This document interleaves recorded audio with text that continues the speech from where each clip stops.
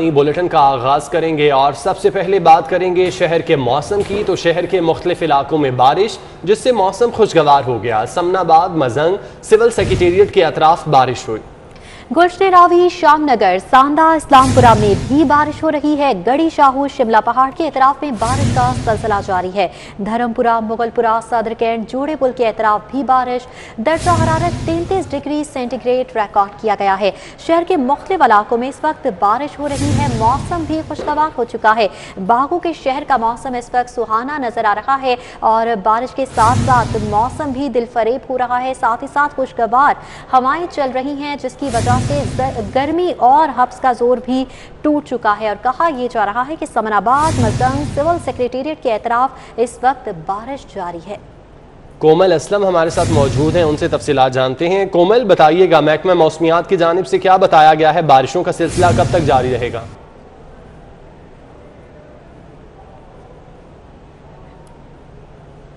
लाहौर में आज जो है वो काले बादल जो हैं वो छाए हुए हैं, जिसकी वजह से शहरी लाहौर का मौसम बहुत ज़्यादा खुशगवार है और शहर के बेशतर मकामात पर रिमझिम का सिलसिला भी जारी है। और महकमा मौसमियात की जानिब से आइंदा 48 घंटों के दौरान रिमझिम का सिलसिला जो है वो यूँ ही शहर के बेशतर मकामात पर जारी रहने का पेशगोई की जा रही है वक्फे के साथ, जिसके बाद जो है मौसम काफ़ी ज़्यादा खुशगवार दिखाई दे रहा है। जबकि महकमा मौसमियात की जानिब से आइंदा जो है रवां हफ्ते भी जो रिमझिम का सिलसिला है वो इसी तरह जारी रहने की पेशगोई की गई है, जिसकी वजह से हब्स और गर्मी का जोर भी टूट गया है। आज और आइंदा हफ्ते में भी इसी तरह रहेगा मौसम और महकमा मौसमियात की जानिब से यही पेशगोई की जा रही है कि मौसम खुशगवार रहने वाला है। शहरी जो है वो खूब इस मौसम को एंजॉय करेंगे, जैसा कि वो आज भी एंजॉय कर रहे हैं। और मौसम खुशगवार होने की वजह से जो फूल हैं उनकी महकती खुशबू इस फिज़ा को भी मुअत्तर कर रही है और मज़ीद मुनफरिद बना रही है, जिसको शहरी जो है बहुत ज़्यादा इंजॉय कर रहे हैं। दर्जा हरारत इस वक्त मौजूदा जो है वो 33 डिग्री सेंटीग्रेड रिकॉर्ड किया जा रहा है, जबकि हवा में नमी का तनासुब 84% और हवा की रफ्तार 10 किलोमीटर फी घंटे के हिसाब से रिकॉर्ड की जा रही है। जबकि महकमा मौसमियात की जानिब से आज दिन भर कम से कम दर्जा हरारत जो था वो 24 डिग्री और ज़्यादा से ज़्यादा दर्जा हरारत 33 डिग्री जाने का इम्कान जाहिर किया गया था। और साथ ही साथ ये भी कहा गया था कि आज वक्फे से शहर भर में रिमझिम का सिलसिला जारी रहेगा, जैसा कि अभी भी शहर में रिमझिम का सिलसिला जारी है। बिल्कुल, शहर में बारिश का सिलसिला तो इस वक्त जारी है। कोमल असलम, ये बताइएगा, शहरी किस तरह से बारिश से लुत्फानंदोज हो रही हैं और कब तक बारिशों का ये सिलसिला यूं ही शहर लाहौर में जारी रहने वाला है?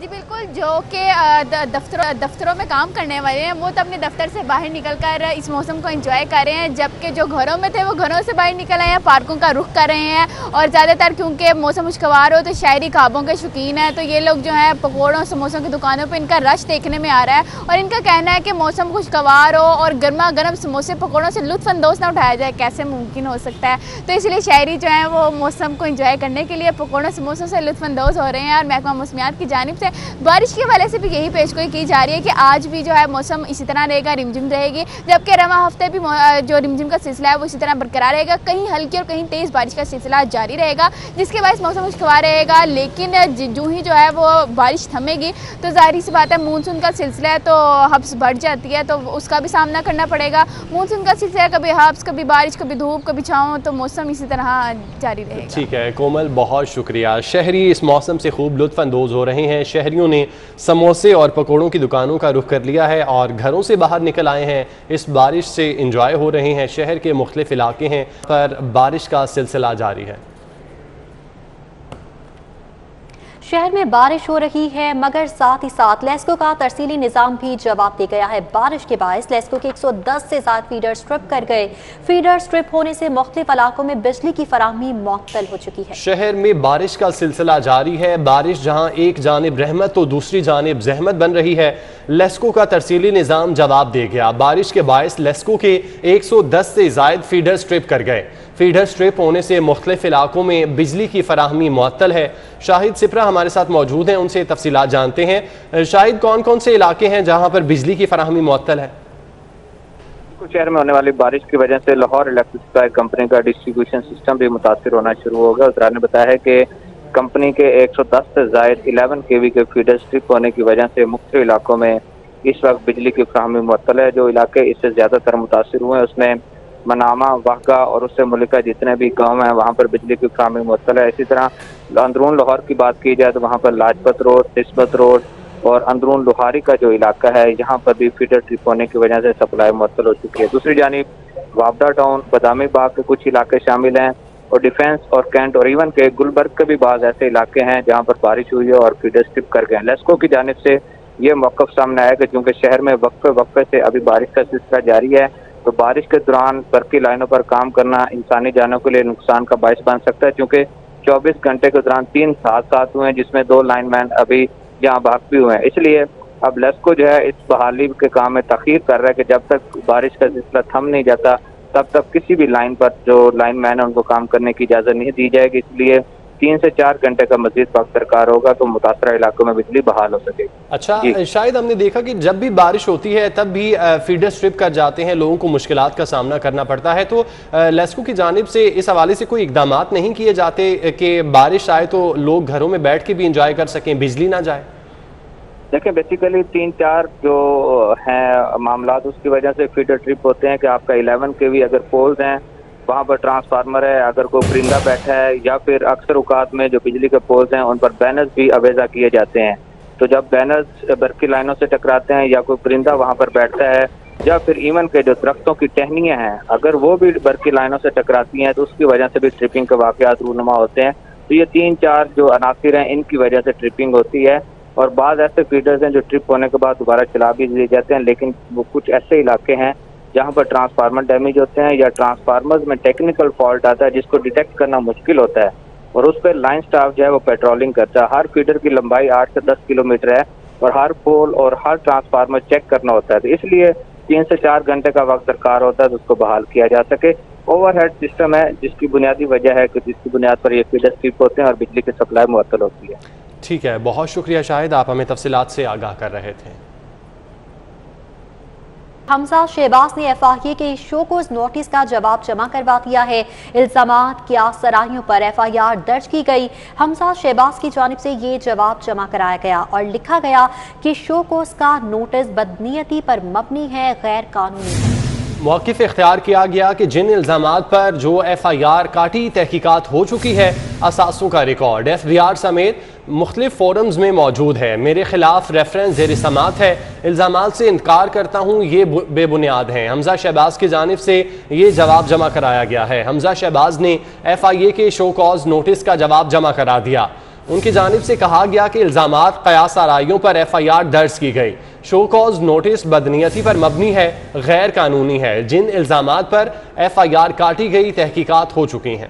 ये मौक़िफ़ अपना गया है हमजा शहबाज की जानिब से। उन्होंने कहा कि असासों का रिकॉर्ड और FBR समेत तमाम फॉरम्स पर मौजूद है, मेरे खिलाफ रेफरेंस ज़ेर समात है, इल्ज़ामात से इनकार करता हूँ, इल्ज़ामात बेबुनियाद हैं। हमजा शहबाज की जानिब से ये जवाब जमा करवा दिया गया है। हमजा शहबाज ने FIA के शोकोज नोटिस का जवाब जमा करवा दिया है और हमजा शहबाज की जानिब से जवाब दिया गया कि इल्ज़ामात और क्या सराहियों पर FIR दर्ज की गई है। शोकोज नोटिस बदनीयती पर मबनी है जो कि गैर कानूनी है। जिन इल्ज़ामात पर जो FIR काटी गई तहकीकात हो चुकी हैं, असासों का रिकॉर्ड और FBR समेत तमाम फॉरम्स पर मौजूद है, मेरे खिलाफ रेफरेंस ज़ेर समात है, इल्ज़ामात से इनकार करता हूँ, इल्ज़ामात बेबुनियाद हैं। हमजा शहबाज शरीफ की जानिब से ये इल्ज़ामात का जवाब जमा करा दिया गया है। हमजा शहबाज ने FIA के शो कॉज नोटिस का जवाब जमा करा दिया। हमजा शहबाज की जानिब से कहा गया इल्ज़ामात क़यास आराइयों पर FIR दर्ज की गई। नैब की PTI के रुकन कौमी असम्बली सरदार जाफर लगारी के असासों पर नज़र। नैब ने LDA से सरदार जाफर लगारी और उनके अहल खाना की प्रॉपर्टीज़ का रिकॉर्ड मांग लिया है। नैब ने PTI-MNA जाफर लगारी के असासों का रिकॉर्ड मांग लिया है। LDA से सरदार जाफर लगारी और अहल खाना की प्रॉपर्टीज़ का रिकॉर्ड तलब किया गया है। क्या क्या डिटेल्स तलब की जा रही हैं, जान लेते हैं दुरे नायाब से। जी दुरे, बताइएगा। जी बिल्कुल, मुल्तान नैब जो है वो सरदार जाफर लगारी जो कि रुकने कौमी असम्बली हैं PTI के, उनके खिलाफ तहकीकात कर रहा है। नैब ने अब LDA को मरासला लिखा है जिसमें DG-LDA के नाम ये खत लिखा गया और उनकी प्रॉपर्टीज जो लाहौर में मौजूद हैं उसका रिकॉर्ड मांगा गया। इस हवाले से मरासले पे दर्ज है कि 24 मेन गुलबर्ग जो 3 कनाल की उनकी कोठी है उनकी मलकियत में है, मुबैना तौर पर उसका रिकॉर्ड दिया जाए, उनकी अहलिया उनकी बेटी का भी रिकॉर्ड फराहम किया जाए। इस हवाले से नैब ने फौरी ये रिकॉर्ड फराहम करने की हिदायत की है क्योंकि इससे पहले भी नैब जून और जुलाई के महीने में एक मरासला लिख चुका है। जी ठीक है दुरे नायाब, बहुत शुक्रिया, आप हमें तफसीलात से आगाह कर रहे थे। नैब मुल्तान का असासाजात के रिकॉर्ड का मरासला DG LDA को मौसूल। जाफ़र लगारी की 3 कनाल की प्रॉपर्टी गुलबर्ग का रिकॉर्ड मुहैया किया जाए, ये मरासला जारी किया गया है, जबकि जाफ़र लगारी की अहलिया और बेटी की प्रॉपर्टी से मुतालिक रिकॉर्ड फराहम किया जाए। नैब MNA सरदार जाफ़र लगारी के खिलाफ तहकीकात कर रहा है। सरकारी मेडिकल यूनिवर्सिटीज और कॉलेज में फोरेंसिक मेडिसिन के प्रोफेसर की सीटें खाली हैं। सरकारी मेडिकल कॉलेजेस में एसोसिएट प्रोफेसर फोरेंसिक मेडिसिन की सीटें खाली हैं और मेडिको लीगल केसेस को निपटाने की जिम्मेदारी जूनियर डॉक्टर्स निभा रहे हैं। मामला क्या है जान लेते हैं। जाहिद चौधरी साहब हमारे साथ मौजूद हैं। जाहिद चौधरी साहब बताइएगा। अदल व इंसाफ के निज़ाम के लिए एक संगीन नौइयत का झटका, क्योंकि तमाम सरकारी मेडिकल यूनिवर्सिटीज़ और मेडिकल कॉलेजेस जो हैं उनमें प्रोफेसर ऑफ फोरेंसिक मेडिसिन की सीटें खाली पड़ी हैं। पंजाब भर में सरकारी मेडिकल कॉलेजेस और यूनिवर्सिटीज़ में प्रोफेसर ऑफ फोरेंसिक मेडिसिन ना होने की वजह से ना सिर्फ टीचिंग का अमल जो है वो मुतासर हो रहा है, बल्कि इसके साथ साथ जो मेडिको लीगल केसेस हैं उनको निपटाने के लिए भी जो है वो डॉक्टर्स मौजूद नहीं, क्योंकि ना सिर्फ प्रोफेसर की सीटें खाली हैं बल्कि इसके साथ साथ एसोसिएट प्रोफेसर की जो सीटें हैं वो भी तमाम सरकारी यूनिवर्सिटीज़ और मेडिकल कॉलेजेस में खाली पड़ी हैं।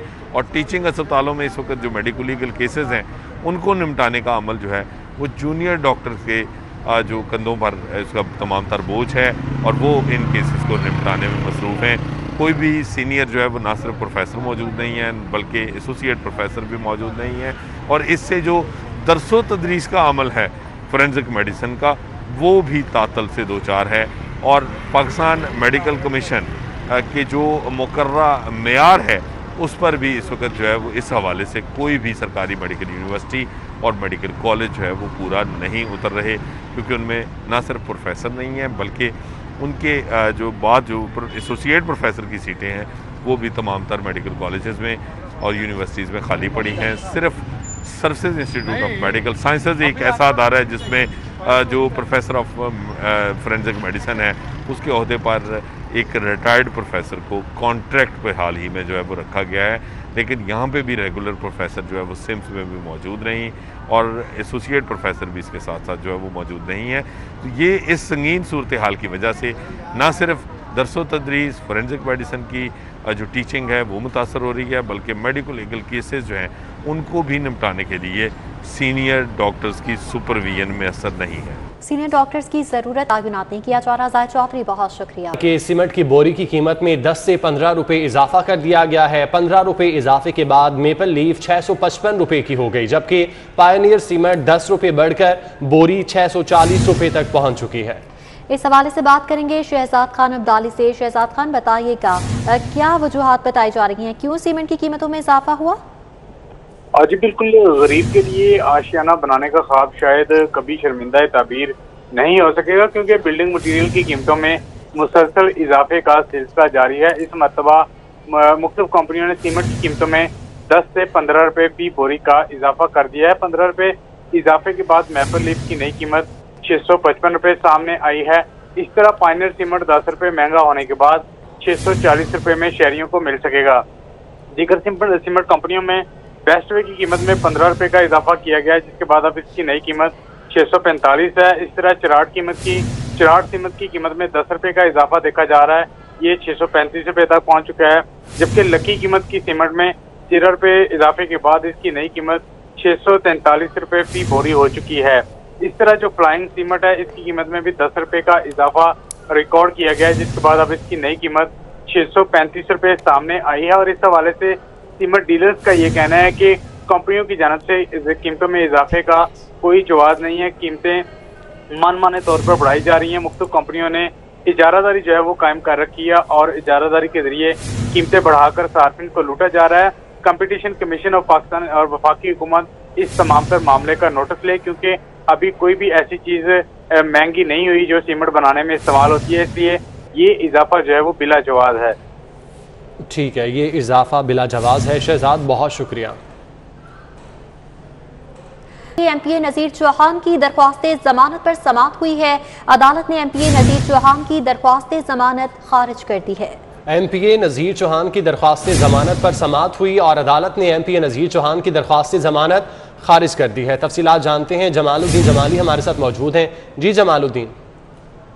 जी बिल्कुल, साइबर क्राइम का मुकदमा जो था उसमें नज़ीर चौहान जेल में है और उनके वकुला की जानब से जमानत की दरख्वास्त दायर की गई थी, जिसकी समाअत जो है राशिद फुलरवान जो जज हैं उनकी अदालत में हुई और प्रोसिक्यूटर ने भी दलाइल दिए और जो नज़ीर चौहान के वकील ने भी दलाइल दिए। उसके बाद अदालत ने फैसला महफूज किया, जिसका ऐलान करते हुए अदालत ने नज़ीर चौहान की दरख्वास्त जमानत को खारिज कर दिया है। इसमें बताता चलूँ कि शहजाद अकबर जो मशीर है वजीर आजम के बराए साहब, उनकी दरख्वास्त पर नज़ीर चौहान के खिलाफ मुकदमा दर्ज हुआ और इन पर इल्ज़ाम है कि उन्होंने एक बयान दिया जिसमें नफरत अंगेज मवाद जो है वो फैलाया गया। इन पर इल्ज़ाम था कि नज़ीर चौहान ने शहजाद अकबर के अकीदे से मुतल्लक नफरत अंगेज बयान दिया।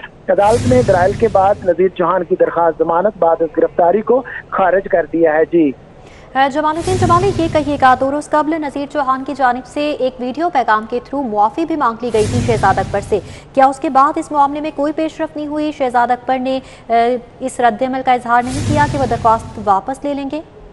जी बिल्कुल, इसके अंदर एक गोमगो की कैफियत देखने में आई। सुबह जब दरख्वास्त जमानत जो है उस समाअत हुई तो FIA की जानिब से या फिर सरकारी वकील इसमें पेश नहीं हुआ, कोई फरीक पेश नहीं हुआ।